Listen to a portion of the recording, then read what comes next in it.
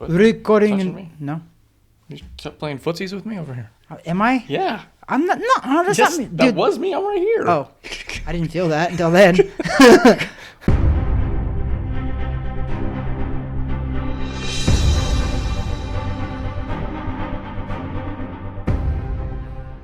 The usual shtick. It is episode 80 of Weighing In with Travis Hartman. I am B-Money, the producer.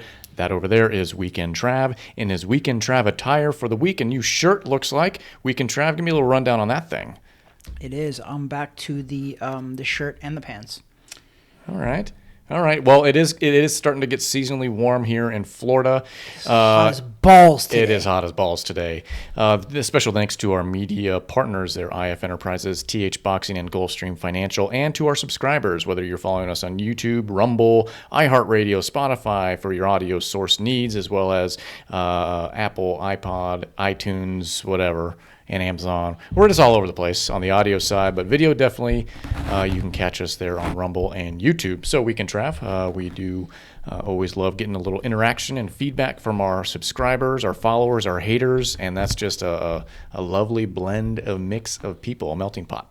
I love our haters. I'm going to get a hat that says, I love haters. I do. You know what? They pay the bills too, which, to pay the bills on a free podcast, pretty good. Not too bad, right? Not too bad. So give me a second. Let me sip this. What are we drinking tonight? We're back to our old good buddy Hooten Young, age 12 years, batch number 1. This stuff we're finishing off. We're going to finish it off today. Yeah, we probably should, because I know we've had it a couple of times here, and Weekend Trav and I have not been polishing the full bottle off per episode for quite some time, and that's okay. Because you know what? We need to think about our bodies and our liver as well. Though it does make for entertaining conversation towards the latter part of these episodes, we want to make sure that we're also not just a complete disaster on Monday morning, because this is Sunday, which reminds me, Weekend Trav, that this is the number 1 Beards Bourbon. This isn't really bourbon, but Beards Bourbon Boxing podcast shot in Orlando, Florida, specifically Laureate Park, specifically in a boxing gym, specifically on the second floor of a boxing gym. In our own private studio. Shot on a Sunday or Monday. Today is Sunday, and it drops on a Wednesday. Which we've done for 4 consecutive weeks. So everybody's literally, we're staying true to that. In the world. In the world, Craig. In the world, Craig. Top 5 security of the world, Craig. So there we go. So we're drinking, actually, this is just American whiskey, Hooten Young. We've rated it before. I would recommend to all that have ability of purchasing this at your local liquor store or purveyor of booze and fine spirits. Wow. Look at you wordsmithing it up.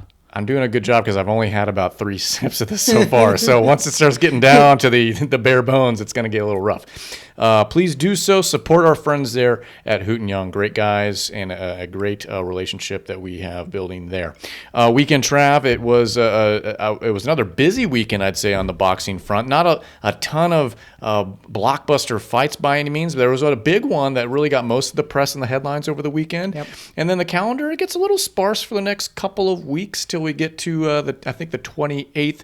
But we'll talk about what's going up here on the horizon. We'll let the conversation flow as it will.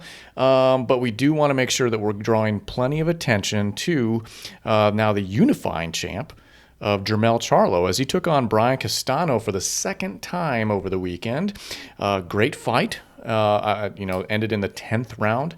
But I don't want to steal your thunder. I want to get your thoughts. I want to get your feedback on what you saw from that main event on Saturday night.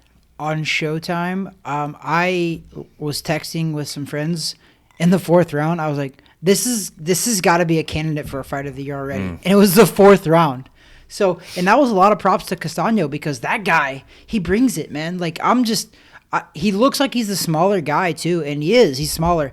But, like, you would think the smaller guy would stay back, right? Like, and not be as aggressive and right in your face. And, like, he was just in your face the whole time and aggressive and was eating shots and, like, taking them, though.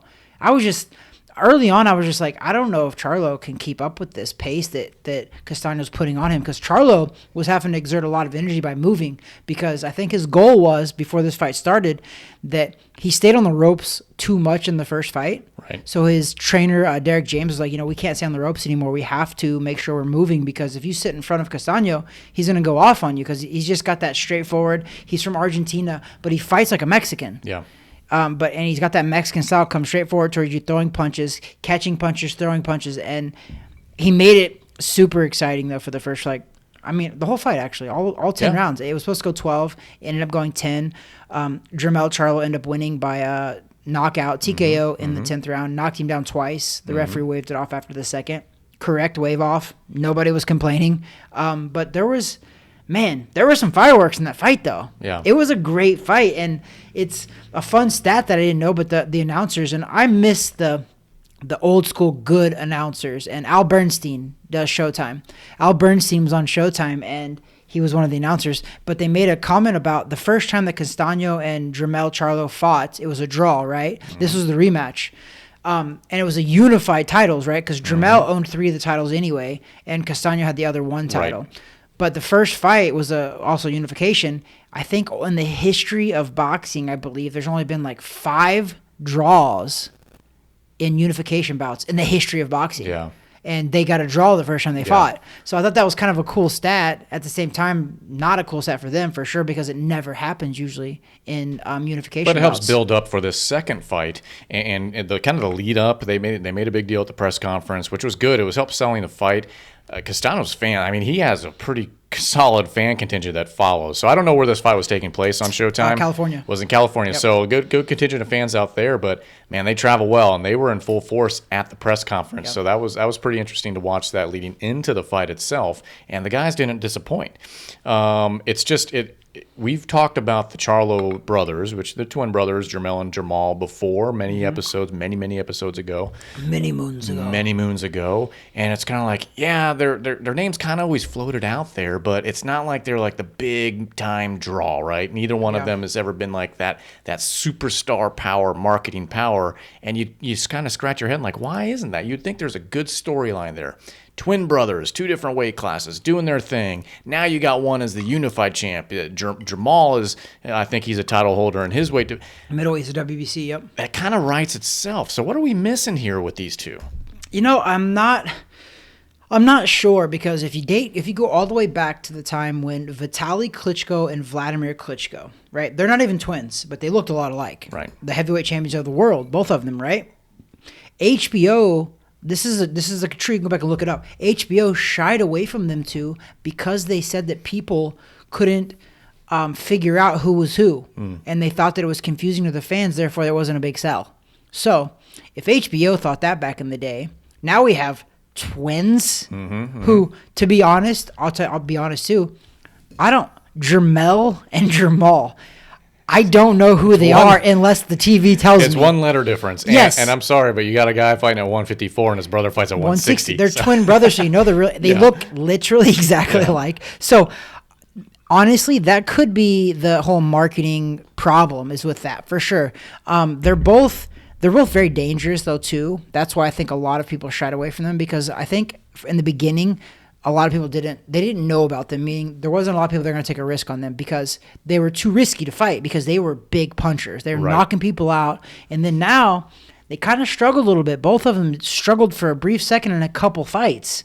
And then now they're getting kind of a little bit bigger fights now, because I think that I think they needed to struggle a little bit for other fighters to want to fight them, if that makes sense. Yeah, well, it does make sense. I mean, specifically to Jermell now, the 154 unified champ. I think I saw the stat. There's only undisputed unified, sorry. not just unified. Yeah, undisputed. Which is amazing. And all isn't 4 that belts. the first time in the last? I thought I saw a weird, like a crazy stat. The first time in that weight class in like the last 50 plus years or something like that.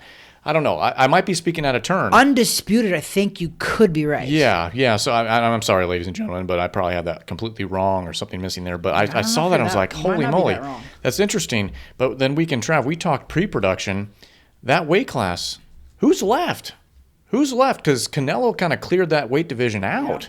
Yeah. So I think great timing and a great point in history for Jermell Charlo to really prove himself amongst a weight division that's been kind of like, I don't want to say empty, because there's so much talent no matter what, but there's not really those household names that are vying for those belts right now, unless you see something otherwise, which you probably do. Wow. So I'm going to tell you, B-Money, you aren't far off. I'm on DAZN right now, which is the boxing network, right? It says Jermell Charlo knocks out Brian Castano to become the first ever undisputed super welterweight champion. Well, ever. There we go. That's a lot better than 50 years. That's forever. So well done, because I knew that it hadn't been like producer does forever, some stuff but, like, over here. Well done. I do a little homework. Done. B-Money had his shit together. I got notes. Huh? Nice. Come on. That's very. And I had to I had to go with the fact checker. Are we correct? Yeah, fact checker says we're right. There we go. It's proof. We have a somebody that backs our proof up. Listen, as my spouse says many times to me when I get something right, a broken clock is right twice a day.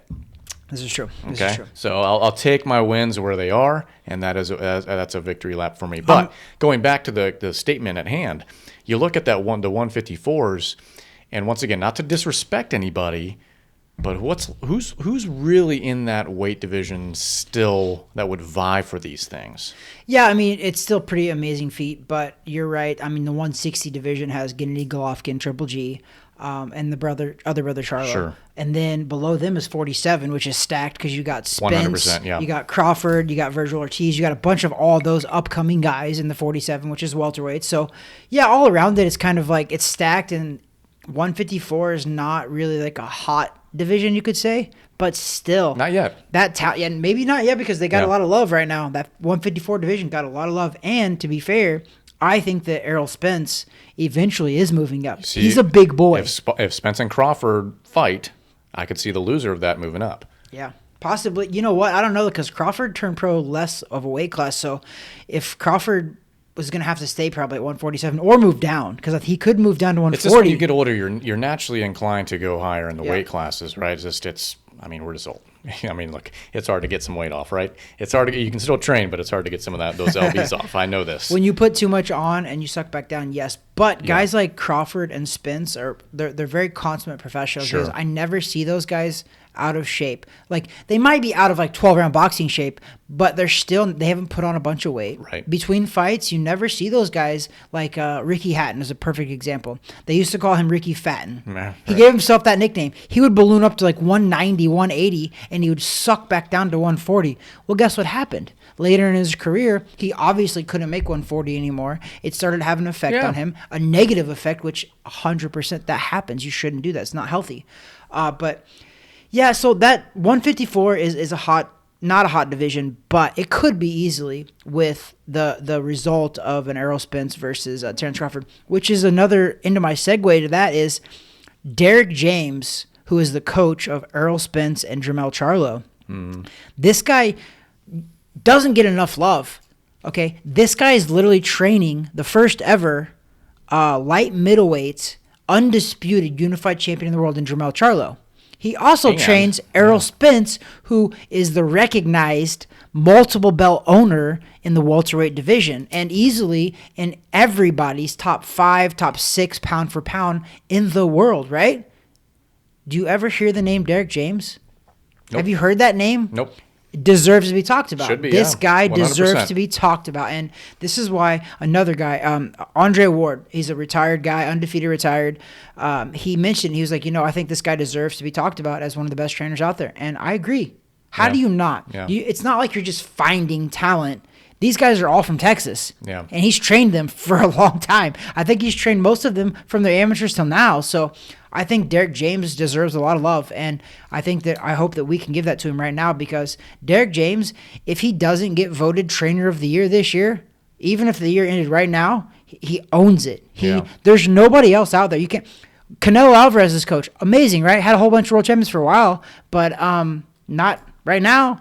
Derrick James should own that title. That's the only other trainer that you'd really talk about, right? Would be his. He was hot for a while, and he still is hot. Don't take one loss. You can't take too much. I know Valdez lost too, but the guy Eddie Reynoso is a good coach. 100%, phenomenal. But we just don't talk much about the trainers anymore because things have just been kind of all so spread out, and a lot of guys are working with different people. But I think you're absolutely correct. Derrick James deserves a ton of credit to have 2 in his camp. 2, let alone 1, 2. Yeah, and these guys are recognized as like, these guys are legit. There's something that a YouTube troller trolled us on our thing, but there's something called paper champions, and that's just a really negative connotation. A paper champion is a guy that they claim that didn't beat anybody but became a world champion. And I got air quotes right now for our Spotify listeners, air quotes for a champion.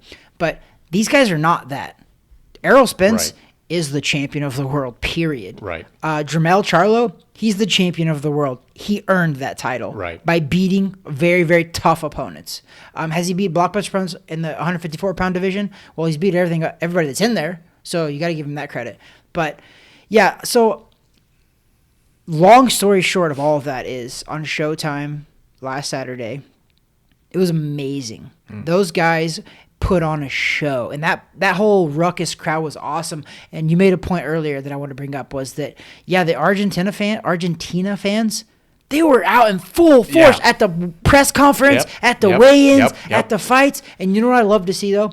I'm gonna tell you that I'm not a huge Charlo fan because I think he gets a little too out there sometimes in his outside life, but he started really rallying behind the American flag. He did. It was and good. I started watching it. I was like, you know what? I go, all right, I'm rooting for Charlo. It was good. I did. I said I'm rooting for Charlo now. It's the oldest boxing trick in the book. You get the two guys from two different countries, one being the States, the other being whatever, and then you could kind of sell it that way. Very, very smart on his part. It's smart, but to be 100% honest, Americans don't usually get behind their boxers. I know. And it's not color. They don't do the white guys either. But like, to be honest, American boxing fans, you never generally hear them go to like London, and you never hear them chant USA, right? Well, you hear the London and UK fans, not just London, but UK fans. The United States, when it comes to sports, is kind of weird because we rally behind our teams within the country, within the the different states, whatever else, the different sports, NFL, Major League Baseball, NBA, if you're still watching that,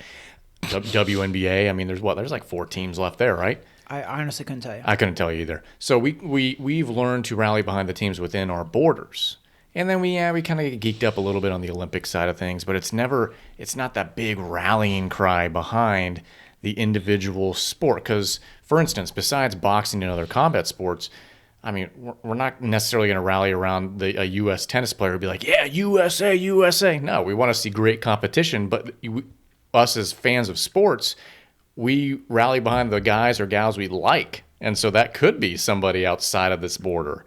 But for something like Argentina, national hero, basically. Yeah. Right? So we're the U.S., we're the United States. We have a ton of sports heroes. And we have freedom of choice here, and we take full advantage of it. We think we have freedom of choice, but yeah, we have choices. Of our teams. We have choices dictated to us, but yeah. True. But when you go to other countries, smaller countries, and a lot, Central, Southern America, they rally behind these guys and gals because they're national heroes. UK's not small, and they rally around their I mean, and that's because they're angry about the Tea Party, the Boston Tea Party from a long time ago.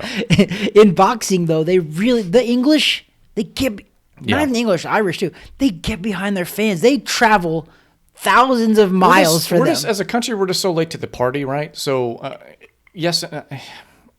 I shouldn't say it that way, but you look at something like World Cup or soccer, football for our international listeners, you're going to rally behind your national team. We're here in the States. We know our men's team sucks. So it's hard to rally behind them. Like, we'll cheer for them, but then eventually it's like, all right, Brazil, or all right, Germany, or whoever, we get behind somebody else in those sports. So it's more of like, I don't know that it's a bad or a good thing. It doesn't really matter, but I always remember, like, when Ricky Hatton came over here and fought Floyd Mayweather in Vegas, Ricky Hatton had more fans. They were like, there's only one Ricky Hatton. It was awesome to watch, but we didn't really rally around our own guy, which, to be fair, it's personality. So that's very true. And I don't disagree with that. But every single boxer that we've ever had here, I don't really remember people traveling. You know what? We go all the way back to, who I could say is Muhammad Ali. Yeah. We did. We rallied. That guy went over to Zaire, Africa, and I remember him fighting, and I remember him going out in the streets and just like jogging on his own. He left his like security detail, and like the fans loved this guy. He was the people's champ. Do you think it's also like kind of a weight class argument too? I mean, it's easy to rally behind like the heavyweights, and especially the U.S. Back in those days, we were cranking out several heavyweights that are American. But when you start getting into these smaller weight classes, maybe we just have a hard time rallying behind people, especially someone like Floyd Mayweather, whose personality is hard to, put a USA stamp on him. Yeah. But it's hard to tell weekend, Trav, because even you go Muhammad Ali, there was a lot of political issues there. At the time, during the civil rights movement. He was a black man who was very successful, very talented, and very, very talkative. But also wartime politics, trying to avoid some of that stuff, and also going through conversion at that point. So that's why I don't understand it nowadays, though. I don't understand it, and I'm not saying like any not just Mayweather. We've had a lot of great boxers. We had a heavyweight champion of the world in Deontay Wilder, but nobody really rallied around him. And I'm not like saying anything bad about Americans at all. No. But I'm just like I'm kind of curious about it. Is all. I'm more like. Why is that? It just hasn't. It's not, to me, weekend Trav. It's just not the national sport, right? Yeah. So it's hard to get that national feel, that national flag-based support behind a boxing, whereas we become fans of the fighters themselves, and so we follow the athletes. So it doesn't matter if you're from Argentina, Mexico, the UK, wherever, Russia. It doesn't. I mean. Say what you want about all that. It doesn't matter. I think we just rally behind the actual athlete themselves rather than, rallying behind the flag itself. Yeah, but I just UK, they're big in football over there, right? Mm-hmm. Soccer, right? Mm-hmm. But they follow their boxers. They pack stadiums for their boxers. Well, yes. They travel for them. Mexico, same thing. But they travel for their fighters, and they're But yes, but I think our attention span is it's saturated. Sports is saturated in the States. We have so many leagues, so many things to follow. And I'm not saying other countries don't. We have too many choices. I think we have too many choices. I'm not saying the UK doesn't, but when you kind of look at it side by side, I think the States have a lot more professional sports. I mean, I think what you'll probably say is there is a lot more boxing that goes on in the U.S. probably too. Sure. We have boxing going on every single weekend on nationally televised fights. Most of them fights, majority of them are in the United States. Even though boxing is global, the big time fights, they don't get really on TV unless it's a big time fight in UK or somewhere else. So maybe that's what it is. Maybe there's just boxing every weekend in the US. And I think, you get to the UK, it's easy to it's more reasonable, I should say, to rally behind the local guy or gal. Right? Because they're like homegrown, like Ricky Hatton, like literally lived in the same town he was in forever. Like he lived beside his parents, and like he's got a really good story. So, for instance, but they rally around Conor McGregor. He's like a Mayweather. Yes, his attitude and his talks and all that. But kind of smaller country. I mean, it's so. But when we come here, it's like okay, let's say for instance. I'm having a hard time pulling an example from let's say Orlando, but let's say Floyd Mayweather was from Orlando. Okay. You don't see Orlando. Wherever he's from, they're not rallying behind him because he's from the hometown. Yeah, I mean, he's from Michigan, but yeah, you don't really see. You just don't see that. People from Michigan rally. You just don't see that. They don't get behind him. The closest you got, I think, in U.S. professional sports to that in recent memory might have been LeBron James when he played for the Cavaliers.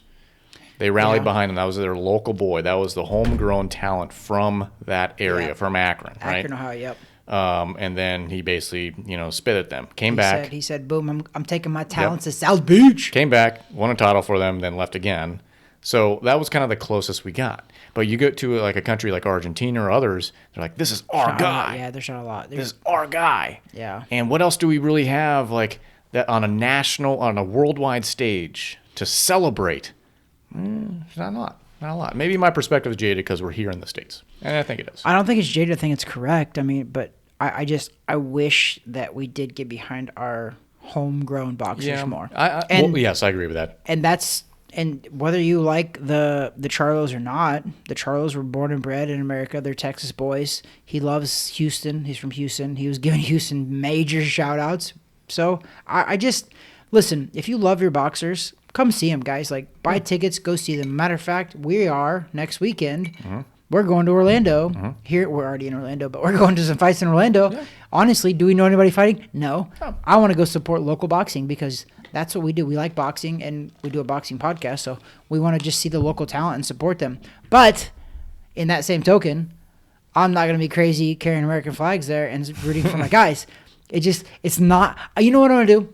it's the new like woke normal word, right? I want to normalize going nuts over USA boxers. Okay. I want to normalize that. Let's normalize having fans go nuts at boxing matches for their favorite USA boxer. Okay. I want to see that. We need to I could get behind Can that. we normalize that? Yep. Can we literally normalize bringing the American flag into the ring and taking it to the press conference like Charlo did it? Charlo had American flag wrapped around him at the weigh-ins. I think on Saturday. And I actually loved it. I think on Saturday we have to bring a big American flag then. You know what? I do have an American flag onesie that Weekend Trav is probably not against wearing. Yeah. Okay. And B Money is sitting next to me, so I don't know if he wants me to do that. I don't know either. We're sitting on a couch, ringside. Do what you need to do, But brother. I do have an American flag onesie. But what I will say, I made this comment a few weeks ago. We're talking about local boxing now. Made this comment a few weeks ago. If you're a boxing fan or if you have friends in the game, support them. Buy their shirt. Yeah. Go to the shows. Go support them on social media. Give them the clicks. Give them the love. Re-forward their content. All that sort of stuff. It's just kind of, they're a small business owner, right? Yeah. They own their own brand and they're trying to market themselves. Help them out. Especially in the boxing world, there's no big company. It's individual. Listen, it's a machine, and you got to help oil that machine. So if you're out there, if you have friends in this game, or if you just want to support the local talent, go buy the shirt, go do whatever, go like their tweets, go like their Instagram photos. Repost, share, like. Yeah, show some love. It goes a million miles for local fighters and local talent. They're trying to make a name for themselves to help spread that name out. It's a lot of effort trying to do it yourself. And likewise, for an up-and-coming boxing podcast that's local-based, you could do the same thing for us. It's we could use your guys' love. It's the whole conversation of small business. You want to show love to small business, well, help them out. And it doesn't take much effort to share a like, share a page, whatever else. It's free. So if you're a local fighter and you want some coverage, you want to talk to us about anything, we'd love to spotlight anybody within reason, obviously, not just the schlub off the street. But, you have something coming up, we want to give you a shout out. We want to help support as best as possible because this is a brutal, cutthroat industry, and it's tough to make a name by yourself if you don't have that extra ground root or grassroots support behind you. So we want to be the grassroots. Speaking of which, I got to give a little shout out to Mike Sawyer. He just celebrated 10 years owning his boxing gym. It was originally LA Boxing when he bought it. Yep. UFC Gym bought the name out, so it's UFC Gym now. But he just, over the weekend, celebrated his 10 years. I would have been there, but I was also celebrating my 1 year wedding anniversary. But I did see a bunch of people were there. Mike Perry was there, a bunch of the original guys. Actually, Mike wasn't original. I was an original. Yeah. But Mike you was there were for a long original time. as I well. was an original. I was there But Mike Saturday came, morning. Mike came shortly after me, so like he's been there too for a little bit. Yep. But just wanted, like you said, they're small businesses. At the end of the day, even though it's a UFC gym, it's still a small business because Mike owns it. Absolutely. It's a franchise, but he owns that That's gym. UFC Gym in Winter Springs, Florida. Great people that work there and work out there. I was there Saturday morning. I had been a part of that gym for many, many years. Price Boxing. At Price Boxing. They're actually installing a second ring in there right now. I don't know what they're going to do with the original, but a second one is actually being constructed right now. In the back? In the back, yep. So, you know what? Support local gym ownership, too. That's the other thing. Listen, in our world, in the boxing world, how many times have you seen local boxing gyms just not be able to make it and they got to shut their doors? My whole entire life. Exactly. I've seen gyms come and go every couple of years, 2-3 years, and then they just pop up. Listen, go away. Training and coaching amongst any sport is so vital, not only to athletes of an adult age, but also youth, okay? Yep. So we want to be able to support local gyms, local boxing gyms and programs that have the right kind of ideals as well, and are supporting youth talent as well as up-and-coming amateur and professional talent. Because you know what? That's work being done that is thankless. Yep. And especially if you get guys of good credibility that aren't just trying to make a quick buck off their fighters, but ones that are really invested in the youth as well as amateurs coming up. I mean, that speaks volumes to these kids as you pour time and energy into them along the way. You're really shaping men and women for the future, not just in boxing, but just as a human being. So we want to support and highlight as much as we possibly can from our seat here. And we have a certain reach, I guess, and we want to reach properly. So support local gyms, support local coaches, support local athletes, and boxing professionals and athletes as well. So remember, most of those coaches are volunteering too. 100%. Yeah. Most of those boxing gyms coaches are volunteering. Even if they're not volunteering, they're making little. They really are. They're making little. So even boxing changed my life, and I wasn't a troubled kid. I was 6 years old. Yeah. I found boxing at 6 years old. Yeah. It changed my life. Whether I ever competed professionally or not, I promise you, my children, Isabella, is going to learn boxing because it taught me discipline. It taught me so much. At the same time, I'm getting healthy. At a time and age right now, after the pandemic in 2020, I think the one takeaway we all should really, really learn is that we all need to be a little bit healthier. We all need to work out a little more. We all need to be more conscious of our health a lot more. We do. We all need to get in a lot better shape. Yeah. We all need to be in the gym more. We all need to do a lot more stuff. And it just so happens that boxing is a great workout. It's a phenomenal workout, and it's kind of fun. You get to punch stuff and not get in trouble for it. It is. I love that. And listen, I get to work with a lot of kids and a lot of adults and a lot of literally grandparents. I get to work with moms, dads, grandparents, literally children as young as like 5. Like, I love that because me and you, B-Money, we're molding kids for, like, I think that a kid who trains in boxing, no matter if he competes or not, is going to be a positive influence in society and make this country and make this world a better place. I do. Yeah. It teaches them so much. I'm a big advocate of youth sports, always have been. I've coached youth sports for many, many years, not just my kids, but also before they were even born. I mean, obviously, you know my background. I was been a high school track coach for many years, now doing middle school because my kids are on that team. You were also a competitor. Go back even further. I was You a actually was an competitor. athlete, too. I've done flag football things, coaching things on that side, and now, strength and conditioning stuff. So I see it. And as a coach. And now you're a new team member to us. You are a certified USA Boxing amateur boxing coach. And ISSA. You will be a certified ISSA personal training. But either way, strength and conditioning. so for me, as a coach, you're absolutely correct. It speaks volumes because, listen, as much as there are some coaches that get paid, and I understand it. They've earned it. But others I can try to think of all the money that I've ever made in track, and that's a negative number. Any stipend that I've ever received has basically poured back into the program and then some. I do it because of the love of the sport, but also I know the impact I'm making on the kids. Yep. And so for me to do that as a coach, multiply that by thousands. There's so many other people in all different sports. Yeah. If you're a coach in youth sports and you're advocating, just winning only, or if you're advocating winning by the biggest margin possible, you're not doing your job. You're missing the point. Get the hell out of the sport because you're terrible for it. So we learn, we teach. And by way of teaching, we actually do learn. When you teach, you do learn. Exactly. And so for us to be involved in youth athletics is massive, but also in amateur athletics as they get older. So this now going back to the boxing conversation and going back to my original comments. For you listeners and supporters of us, if you love boxing, go back strictly to combat sports here to boxing. Check out your local fighters. Check out what's going on in your backyards. There's always fights happening. Check out your local podcast as well. We're trying to show some love. For those in Orlando, listen, there's fights going on all the time, really. Yeah, there really is. It's boxing right now. I say, you guys think that I'm just this boxing purist and I love boxing so much that I'm like a homer, but I'm not. Boxing's going on a lot. Even in Orlando, it's going on. Boxing right now, I'm telling you guys, boxing is so hot that you see it in commercials. You see everybody going to boxing. You see movies about boxing. You see all these gyms popping up. You see all these boxing matches happening. There's a lot of boxing going on around the world. Well, let me ask you this weekend, Trav, as when you were competing, okay? So in your hometown it would have been different because you'd have a lot of people locally that would know you. But let's say you were somewhere else. To have somebody cheering for you that you knew, or maybe you didn't know, but they were cheering specifically for you in a different town. I guess it really didn't matter if it was a different town or your hometown. What impacted? Not your dad, but other people cheering for you as you're coming out and you're leaving. What does that mean to you as a fighter? Oh my gosh. It means a lot to me as a fighter personally. I remember when I was fighting, and I don't know that I'm done fighting yet, but I remember when I was fighting though, I'm not kidding.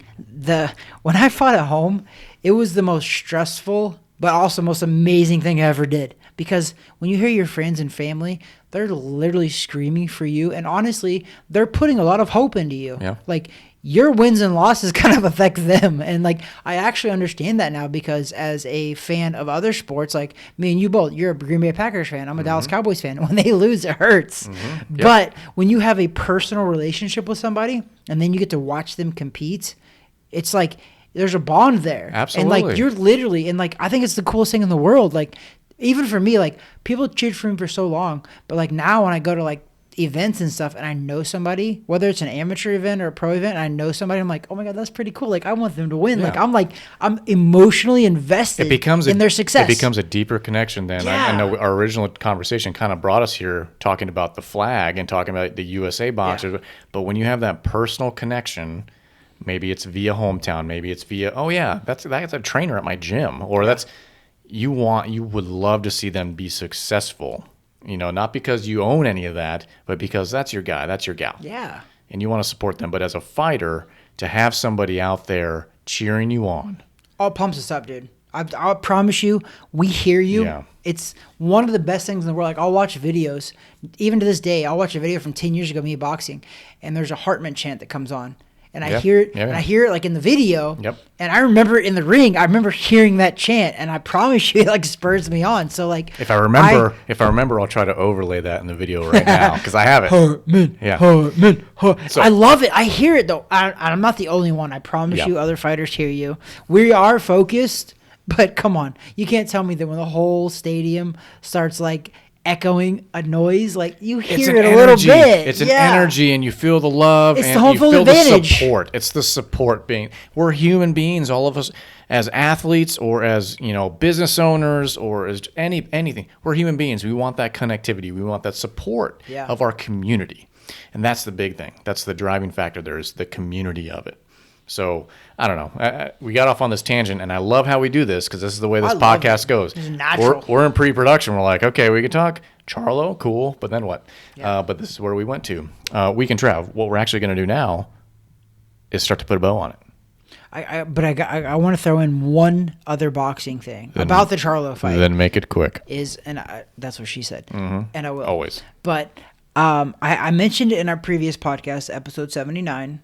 I mentioned who everybody should pay attention to that night of the Charlo fight. Yeah. It was Jaron Boots Ennis, who's a welterweight. The guy who won in the second round, knocked this guy out from Canada, but the guy really quit. I think he got a good shot, and he felt it. And he was like, I don't want nothing to do with this. And Errol Spence commented on it later and was like, he came for a paycheck, which maybe he did. But anyway, Errol Spence, he's not wrong in a lot of things that he says. He's a welterweight champion of the world, but also Jaron Boots Ennis is also, I think, the future of the welterweight division when Terrence Crawford and Errol Spence are done with it. Yeah. So let's put that out there first. I'm not saying he can take them over. Yeah. But Jaron Boots Ennis, who I mentioned on the previous episode, I was like, watch this guy. And he actually, the dude knocked him out in the second round, and it was a very, very good opponent, which he wasn't supposed to knock out that early, and he stopped him. So what I want to say is the Charlo fight actually ended up being a more exciting fight than I thought, because I was like, everybody pay attention. You should watch Boots Ennis because he's good, and he's going to be good. And he was good. He delivered as well. But the Charlo fight was the highlight of the night. I'm glad that was the main event and that Boots Ennis was the co-main event because Charlo deserved it. However, I'm going to tell you guys again, I'm going to give you a heads up for the future because I like to do that. Jaron Boots Ennis is going to be a welterweight champion of the world when Crawford and Spence either move up or retire. And are done. But he's only 24, so he's got time. Crawford's 30-something. I think Errol Spence is in his... They're all like 30, 31. I meant 30-something. 30, 31. They're around that age group. We call the names. We've talked Ennis. You've talked Fundora. I've said Berlanga. We've talked Xander Zayas. Those are all guys coming up. They're coming up, bro. Look out for them. Xander Zayas, he's working down in Australia right now with Cambosis. He's going to be there, too. Yeah. I'm glad you brought his name up, too, because that kid is fire as well. Absolutely. So these are names coming up. Pay attention to them. We're talking about them now. It is 2022. Pay attention. Episode 80. Episode 80. Look on our past episodes because I talked about Ennis many moons ago. Absolutely. But also 79. Check us out, YouTube, Spotify, everywhere. All right, but this is episode 80, and we're wrapping it up. Thank you to IF Enterprises, TH Boxing, and Gulfstream Financial. Weekend Trav, in lieu of a final thought, I'm actually just going to point at you and say your name and say, hey, that over there is Weekend Trav. that there is B Money, a.k.a. nice hair, nice glasses, producer, pretty much everything, pretty much runs weighing in with Travis Hartman. Pretty much it should be like weighing in with Brandon Waters at this point. No, but it doesn't roll off the tongue. B Money! Once again, you should open with that. I know. I forget every time. I All start right. drinking and I forget. But now you remember. Actually, I you remember. start drinking, then you remember. Yes. So, okay. That's it, folks. Thank you for joining us. Please subscribe below. God bless.